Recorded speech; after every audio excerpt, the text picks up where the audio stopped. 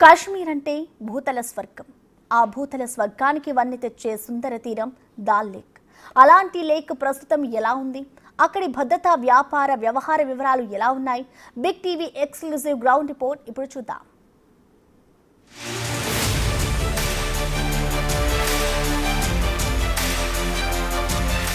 పహల్గామ్ దాడి తర్వాత దాల్ లేక్ పరిస్థితి పూర్తిగా మారిపోయిందా? అక్కడ పర్యాటక సందడి బొత్తిగా లేకుండా పోయిందా?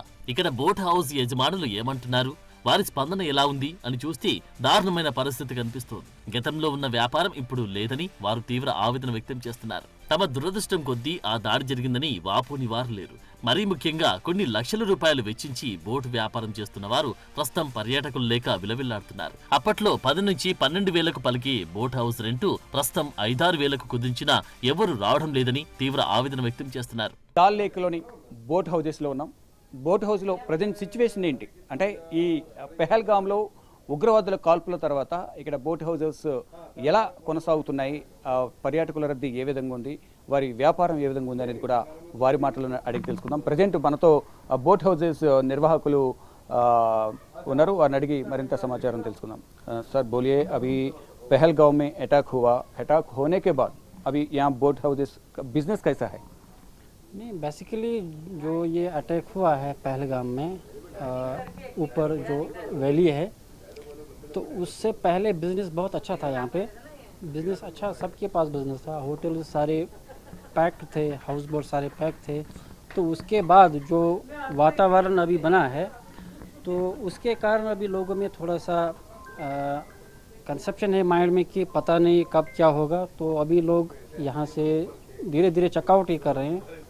तो अभी बिज़नेस बहुत डाउन हो गया, तो पहले जैसा बिज़नेस अभी नहीं है। देखिए, हम टूरिस्ट के लिए हमेशा से दिल से यहाँ अकोमोडेट करते हैं। तो किसी भी टूरिस्ट को आना है अभी वो आ सकते हैं बिना खौफ। अभी यहाँ नॉर्मल है, कोई ऐसी सिचुएशन नहीं है कि जिससे टूरिस्ट को पैनिक होना है। पैनिक होने की कोई ज़रूरत नहीं है, वो आ सकते हैं, उनको हमारे दिलों में जगह है और हम लोग उनके साथ पूरा यहाँ शाना बशाना खड़ा है। हमने 90 से लेके आज तक अभी कभी टूरिस्ट के साथ ऐसा कुछ लोकल की तरफ से कोई मिसबिहेव नहीं हुआ, कोई ऐसा इंसिडेंट पेश नहीं आया थ्रू लोकल। तो हम लोग उनको वेलकम करते हैं, आइए। अभी ये अफवाह थोड़ा तेज़ चलती है मीडिया में, लेकिन वैसा नहीं है जो आप देख रहे हैं। अभी ग्राउंड लेवल बिल्कुल नॉर्मल है। కాశ్మీర్ అనగాని దాల్ లేక్ అనగాని బోట్ హౌస్. ఇంతకీ బోట్ హౌస్లు ఎలా ఉంటాయి, వీటి రెంట్ ఎంత ఉంటుంది, సీజన్ నాన్ సీజన్ల వారిగా ఆ ధరలు ఎలా ఉంటాయి అని చూస్తే ఈ బోట్ హౌస్ 5 స్టార్ సదుపాయాలకు ఎంత మాత్రం తీసిపోకుండా ఉంటుంది. ఒక్కసారి ఈ బోట్ హౌస్ లో అడుగు పెడితే ఇక బయట ప్రపంచాన్ని మర్చిపోతారు. అంతగా లోపలి వాతావరణం కట్టిపడేస్తుంది. బోట్ సిబ్బంది కాశ్మీరీ శైలి అన్నపానీయాలను కూడా అందిస్తారు. దీంతో ఈ బోటు విహారం అద్భుతమైన అనుభూతినిస్తుంది. బోట్ హౌజెస్ ఇవి శ్రీనగర్లోని దాల్ లేక్లో ఉంటాయి. ఈ బోట్ హౌజెస్ తెలిసిన వారు తెలియని వారు ఉంటారు. ఒకవేళ తెలిసిన వారు ఉంటే తెలియని వారి కోసం బిగ్ టీవీ ఈ బోట్ హౌజెస్ ఎలా ఉంటాయో చూపించే ప్రయత్నం చేయబోతోంది. ప్రజెంట్ మనం బోట్ హౌస్లో ఉన్నాం. దీంట్లో 4 రూమ్లు ఉంటాయి. ఇక్కడ మనం చూస్తే హోటల్లో ఏ విధంగా అయితే ఫర్నిచరు, సోఫాలు ఏవైతే ఉంటాయో అలాగే ఇక్కడ కూడా ప్రధానంగా అన్ని ఫెసిలిటీస్ అనేవి ఇక్కడ అన్ని ఫెసిలిటీస్ ఉంటాయి. ఇక్కడ అన్ని రకాల ఎయిర్పోర్ట్లు కూడా ఇక్కడ బోట్ హౌస్లో ఉంటాయి. మనం ఇక్కడ డెకరేషన్ చూస్తే సపరేట్గా ఇక్కడ ఈ కాశ్మీరీ శ్రీనగర్ స్టైల్లో వుడ్తో చేయబడిన, డిజైన్స్తో చేయబడిన ఒక అట్రాక్టివ్ వుడెన్తో కూడిన ఒక డెకరేషన్ ఐటమ్ ఇక్కడ మనం చూస్తున్నాం. మరోపక్క ఇక్కడ చైర్స్, ల్యాంప్స్ అన్నీ కూడా హోటల్లో ఏ విధంగా అయితే ఉంటాయో ఇక్కడ కూడా కూర్చోవడానికి, రిలాక్స్ అవ్వడానికి ఇక్కడ సోఫాస్ అంతా కూడా చాలా డిజైన్, ఇక్కడ లోకల్ డిజైన్స్ ఏవైతే ఉంటాయో కాశ్మీర్కి సంబంధించి, జమ్మూ కాశ్మీర్కి సంబంధించి మొత్తం అంతా కూడా అదంతా కూడా ఫర్నిచర్ అంతా కూడా చాలా హోటల్లో ఏ విధంగా అయితే ఉంటుందో అదే విధంగా ఉంటుంది. ఇక్కడ మనం చూస్తున్నాం లైటింగ్ కూడా, ఈ లైట్స్ కూడా ఎంతో అందంగా డెకరేట్ చేశారు. వచ్చిన వారికి చూపర్లను ఆకర్షించే విధంగా కూడా ఇక్కడ ఈ ఎయిర్పోర్ట్లు అంటే స్టార్టింగ్లోనే సిట్టింగ్ కోసం ఎవరైతే లోపల హోటల్లో ఉంటారో వారందరూ కూడా వచ్చి రిలాక్స్ అవ్వడానికి, కూర్చోవడానికి సంబంధించి కూడా ఇక్కడ సోఫాలను ఏర్పాటు చేశారు. నెక్స్ట్ డైనింగ్ హాల్, ఎవరైతే హోటల్లో రూమ్లో ఉంటారో వారందరూ కూడా ఇక్కడ కూర్చుని భోజనం చేసే విధంగా కూడా ఇక్కడ డైనింగ్ టేబుల్ కూడా ఏర్పాటు చేశారు. ఇది ఒక డైనింగ్ హాల్. ఇక్కడ వారికి సంబంధించిన సర్వ్ చేయడానికి సంబంధించి టేబుల్స్, ఫ్రూట్స్ కానీ, డ్రింక్స్ కానీ, ఇతరేతర ఐటమ్స్ అని కూడా ఇక్కడ ఉంటాయి. వారు ఇక్కడ నుంచి తీసుకుని భోజనం చేసుకునే విధంగా కూడా ఏర్పాట్లు కూడా చేశారు. నెక్స్ట్ రూమ్స్ ఏ విధంగా ఉంటాయి అనేది కూడా మీకు చూపించే ప్రయత్నం చేయబోతున్నాము. ప్రజెంట్ రూమ్కు వెళ్ళబోతున్నాం. రూమ్ లోపలికి, ఇది బోట్ హౌస్ లోపల రూమ్స్ అనేవి ఉంటాయి. ఇది ఒక కిచెన్ వేర్, ఆ కిచెన్కి సంబంధించిన రూమ్. ఇది కిచెన్ రూమ్, ప్యాంట్రీ రూమ్. ఇదైతే మనకు ప్యాంట్రీ రూమ్ ఏదైతే ఉంటుందో అది ప్యాంట్రీ రూమ్. ఇక్కడ స్టాఫ్ ఉంటారు. ఇక్కడ స్టాఫ్ ఉంటారు. తర్వాత నెక్స్ట్ ఇక హోటల్ రూమ్, అదైతే లోపల హోటల్ రూమ్ ఏదైతే ఉందో మనం హోటల్ రూమ్ లోపల రూమ్ చూపించే ప్రయత్నం కూడా చేస్తాం. ప్రజెంట్ మనం హోటల్ రూమ్లోకి ఎంటర్ అయ్యాము. ఇక్కడ మనం చూస్తే నార్మల్గా హోటల్లో ఏ విధంగా అయితే హోటల్ రూమ్స్ ఉంటాయో అలాగే ఇక్కడ కూడా 2 మెంబర్స్ పడుకునే విధంగా కూడా ఇక్కడ ఈ హోటల్ రూమ్ అరేంజ్మెంట్స్ మొత్తం ఇదంతా కూడా చాలా రిలాక్స్డ్. టూరిస్టులు ఎవరైతే ఉంటారో టూర్ వచ్చి ఇక్కడ రిలాక్స్ అవ్వాలి, ప్రశాంత వాతావరణంలో ఉండాలనుకున్న వారికి ఇటువంటి బోట్ హౌజెస్ అయితే చాలా ఉపయోగకరంగా ఉంటాయి. మొత్తం ఒక స్కీలింగ్ కూడా చూసుకుంటే కనుక మొత్తం వుడ్తోనే దీన్ని తయారు చేశారు. మొత్తం సీనరీస్ కానీ ఇక్కడ టేబుల్స్ కానీ వారు ఇక్కడ ఉండేవారు రూమ్ హోటల్లో ఉండే ఎవరైతే ఉంటారో టూరిస్టులు వాళ్ళకి సంబంధించి ఫర్నిచర్ కానీ వారు లగేజ్ పెట్టుకునే విధంగా కూడా ఇక్కడ ఇంత కూడా ఏర్పాటు చేశారు. నెక్స్ట్ వాష్రూమ్స్ ఎలా ఉంటాయి అది కూడా ప్రధానంగా మీకు చూపిస్తాం. వాష్రూమ్స్ అలాగే కబ్బోర్డు, బట్టలు పెట్టుకునేందుకు కబ్బోర్డు. నెక్స్ట్ వాష్రూమ్లోకి ఎంటర్ అవుతున్నాం. స్టార్టింగ్ గ్రీజర్ ఉంటుంది. తర్వాత బాత్ చేయడానికి బాత్ టబ్ కూడా, ఈ బాత్ టబ్ ఏదైతే మనం చూస్తున్నామో బాత్ టబ్ కూడా ఇక్కడ అన్ని హోటల్స్లో ఏ విధంగా అయితే ఫెసిలిటీస్ ఉంటాయో ఈ బోట్ హౌజెస్లో కూడా అదేవిధంగా ఫెసిలిటీస్ ఈ బోట్ హౌస్ నిర్వాహకులు ఏర్పాటు చేస్తారు. అంటే దాల్ లేక్లో ఫేమస్ ఏంటి అంటే ఈ శ్రీనగర్లో ఉన్న బోట్ హౌజెస్ ఎక్కువగా దాల్ లేక్లో ఫేమస్. ఇక్కడికి వచ్చేవారికి సాధారణంగా అందరికీ ఆహ్వానం పలుకుతున్నామంటూ కూడా ఈ బోట్ హౌజెస్ నిర్వాహకులు చెప్తున్నారు. ప్రతి ఒక్కరు కూడా ఇక్కడికి వచ్చి వారు సేద తీరవచ్చు. ఒకప్పుడు ఎంతో కలకలలాడుతూ కనిపించిన దాల్ లేక్ ఫ్లోటింగ్ మార్కెట్ ప్రస్తుతం వెలవెలబోతూ కనిపిస్తోంది. పహల్గాం దాడి తర్వాత 5% కూడా తమ వ్యాపారాలు జరగడం లేదని అంటున్నారు ఇక్కడి వ్యాపారం. ఇది తమను ఎంతగానో నిరుత్సాహపరుస్తుందని వాపోతున్నారు వీరు. కశ్మీర్ అంటే కేవలం ఉగ్రదాడులే ఉండవని, తామెంతటి ప్రేమపూర్వక ఆతిథ్యం అందిస్తామో అందరికీ తెలుసునని చెప్తున్నారు వీరు. త్వరలో పర్యాటకం ఊపందుకోవాలని ఆశిస్తున్నామంటున్నారు. సార్ బోలియే, అభి ఆప్కా బిజినెస్ కైసా హై? ये फायरिंग इफेक्ट बेसरन इफेक्ट कैसा है इधर? अभी आप देख ही रहे होगे कि जो पूरा डल लेक है यहाँ पे कस्टमर्स की जो लाइन होती थी ना, यहाँ पे सुबह से शाम तक पूरा फ्लोट मार्केट जो होता है ये पूरा बुक रहता था. बहुत सारे शिकारा होते थे यहाँ पे, कस्टमर का आना जाना रेगुलरली होता रहता था. लेकिन अभी आप खुद भी देख सकते हो कि पूरा जो झील है खाली है, कोई भी मूवमेंट नहीं है यहाँ पे, क्योंकि जो कस्टमर्स है उन्होंने सारी पैकेजिंग जो है वो कैंसिल हुई है, ऐसा सुनने में आया है. लेकिन हम चाहते हैं कि कस्टमर्स फिर आए, और लोगों को तो उनका पता है कि व्यवहार कैसा है. लोग बहुत ही ज़्यादा यहाँ पे जो टूरिज़्म के साथ ही वाबस्ता है और इफ़ेक्ट बहुत ही ज़्यादा पड़ा है लोगों पे. और यहाँ के जो आप देखोगे शॉल फैक्ट्रीज़ है या कोई भी जो कारोबार है वो सारा टूरिज़्म के साथ ही है हमारा. तो हम चाहते हैं कि लोग फिर से आए टूरिस्ट, ताकि जो झील है ये तभी खिलेगा जब यहाँ पे टूरिस्ट लोग आएंगे. क्योंकि हम चाहते हैं कि ज़्यादा से ज़्यादा टूरिस्ट आए. जो इफ़ेक्ट हुआ है बाइसन वैली की वजह से हमारे लोगों पे, लेकिन हम चाहते हैं कि उनको पता है कि टूरिस्टों को कि करवाता कौन है, चाहे पार से होता है ऐसा. वो नहीं चाहते कि यहाँ पे टूरिज़्म बढ़े, लेकिन जो इंडियंस है उनको पूरा पता है कि कश्मीरी लोग जो है वो चाहते हैं कि टूरिज़्म बढ़े. तो कि जब टूरिस्ट यहाँ पे होंगे तो हम हैं, क्योंकि हमारा कारोबार सारा इन्हीं के साथ है. और हम चाहते हैं कि टूरिस्ट जितना हो सके बढ़े, ताकि उन लोगों के मुंह पे पूरा थप्पड़ पड़े जिस तरीके से उन्होंने चाहा कि यहाँ पे वैली ख़राब हो जाए, क्योंकि लोग इफ़ेक्ट करे, ताकि लोग जो है कि फिर से पथराव की तरह जाए.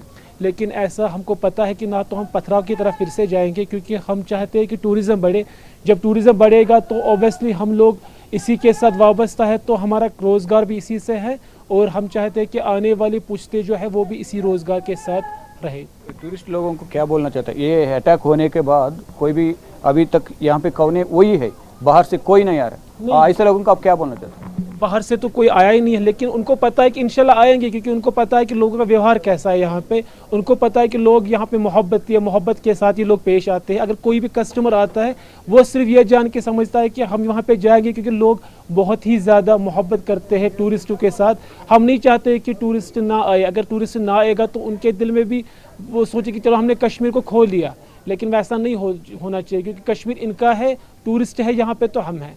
కాశ్మీరీలు శ్రీనగర్ ప్రజల వ్యవహార శైలి ఏ విధంగా ఉంటుంది, ఎలా ట్రీట్ చేస్తారు, ఎంత మర్యాదగా ఉంటారనేది వాళ్ళకి తెలుసు కాబట్టి మళ్ళా వారు వస్తారు, మా బిజినెస్ మళ్ళా పుంజుకుంటుంది అనేది కూడా ఆశాభావం అయితే ఇక్కడ బోట్ హౌస్లోని ఏదైతే డాల్ లేక్లోని ఉన్న హోటల్ నిర్వాహకులైతే చెప్తూ ఉన్నారు. పహల్గామ్ దాడి తర్వాత కాశ్మీర్కి వెళ్లిన టూరిస్టులంతా తిరుగు ప్రయాణమయ్యారు. ఈ క్రమంలో కాశ్మీర్ మొత్తం పర్యాటకుల పరంగా ఖాళీ అయిన పరిస్థితి. ఈ కండిషన్లో కాశ్మీర్లోని భద్రత ఎలాగుంది? మరీ ముఖ్యంగా పర్యాటకంగా ఎక్కువ ప్రాధాన్యత గల దాల్ లేక్, ఆ పరిసర ప్రాంతాల్లో భద్రత ఏ విధంగా ఉందని చూస్తే కట్టుదిట్టమైన భద్రతా ఏర్పాట్లు కనిపిస్తున్నాయి. శ్రీనగర్ డాల్ లేక్ పరిసర ప్రాంతాల్లో ఇక్కడ మనం చూస్తున్నాం. ఇక్కడ కూడా భారీ భద్రతను ఏర్పాటు చేసింది భారత ప్రభుత్వం. మొత్తంగా ఎక్కడ కూడా ఎటువంటి అవాంఛనీయ సంఘటనలు జరగకుండా, మరొకసారి కాల్పులు జరగకుండా ఉండే విధంగా ఇక్కడ భద్రతను, పటిష్టమైన భద్రతను ఏర్పాటు చేశారు. ఇంతకుముందు మీరు చెప్పినట్లుగా జమ్మూ కాశ్మీర్లో సీజ్ ఫైర్ నిబంధన ఉల్లంఘించి పాకిస్తాన్ వ్యవహరిస్తుంది.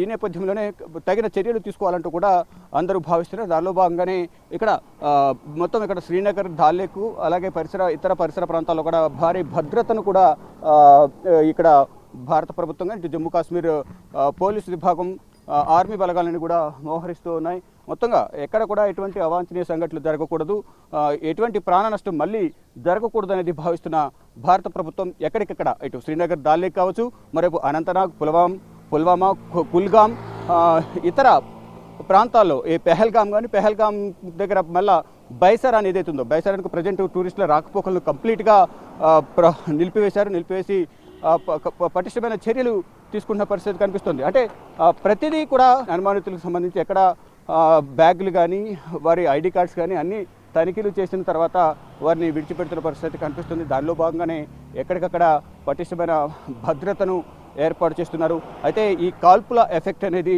జమ్మూ కాశ్మీర్ కానీ, శ్రీనగర్, ఇతర ప్రాంతాల్లో ఈ టూరిజం మీద కాల్పుల ఎఫెక్ట్ పడింది. ఈ నేపథ్యంలోనే ఇక్కడ మనం చూస్తూ ఉన్నాం బోట్స్ ఒడ్డుకే పరిమితమైన టూరిస్టులు లేక డాల్ లేక్ మొత్తం కూడా వెలవెలబోతున్న పరిస్థితి కనిపిస్తోంది. దీంతోపాటు బోట్ హౌజెస్ యజమానులు కూడా టూరిస్టుల కోసం ఎదురు చూస్తూ ఉన్నారు. ఇక్కడ ఏదైతే పాకిస్తాన్ ఉగ్రవాదులు, ఆర్మీ ఏదైతే భారత్పై అక్కసు వెలగొక్కుతుందో దానికి ప్రతిగా ధీటుగా కూడా భారత సైన్యం సమాధానం చెప్పేందుకు బోర్డర్లో భారీగా సెక్యూరిటీ ఫోర్స్ని కూడా భారత ప్రభుత్వం ఏర్పాటు చేసింది. మేము ధీటుగా మీకు సమాధానం చెప్తామంటూ కూడా ఈ సరిహద్దుల్లో ఆర్మీ బలగాలు పహారా కాస్తూ ఉన్నాయి. కాశ్మీర్కి ఇప్పుడు వెళ్ళొచ్చా అని ప్రశ్నిస్తే అక్కడున్న వ్యాపారులు మాత్రం యథేచ్ఛగా రావచ్చని అంటున్నారు. మీ రాక కోసం మేము 1000 కళ్లతో ఎదురు చూస్తున్నట్టు చెప్పుకొచ్చారు. మా అందమైన ఆతిథ్యం తీసుకుని వెళ్ళమని ప్రాధేయపడుతున్నారు. ఇది ఇలా ఉంటే అక్కడ ఇంకా ఉన్న టూరిస్టులు ఏమంటున్నారు, వారి సజెషన్ ఎలా ఉంది అని చూస్తే వారు మాత్రం ఎంత కాశ్మీర్ అయినా టూరిజంతో పాటు కాస్త సేఫ్టీ కూడా అవసరమేనంటారు వీరు. పెహల్గాంలోని బైసరన్ కాల్పుల తర్వాత టూరిజం అనేది కుంటుపడింది. మరోవైపు ఇక్కడ శ్రీనగర్లోని డాల్ లేక్ కూడా వెలవెలబోతున్న పరిస్థితి కనిపిస్తోంది. అయితే కొంతమంది టూరిస్టులు ముందుగానే ప్లాన్ చేసుకున్నవారు మాత్రం ఇక్కడే ఉన్నారు. కొత్తగా ఎవరు టూరిస్టులు రావడం లేదనేది కూడా ఇక్కడ ఉన్న బోట్ హౌస్కి సంబంధించిన యజమానులు కానీ, బోట్లకు సంబంధించిన యజమానులు చెప్తున్నారు. మనం ప్రజెంట్ ఒక మహిళా టూరిస్ట్ ఉన్నారు. వారిని అడిగి వారు ఎప్పుడు వచ్చారు, ఎక్కడెక్కడ ఏ ప్రాంతాలను సందర్శించారని వారు మాట్లాడినట్టు తెలుసుకున్నాం. जी बोलिए आप कहाँ से है, कहाँ आप घुमाए?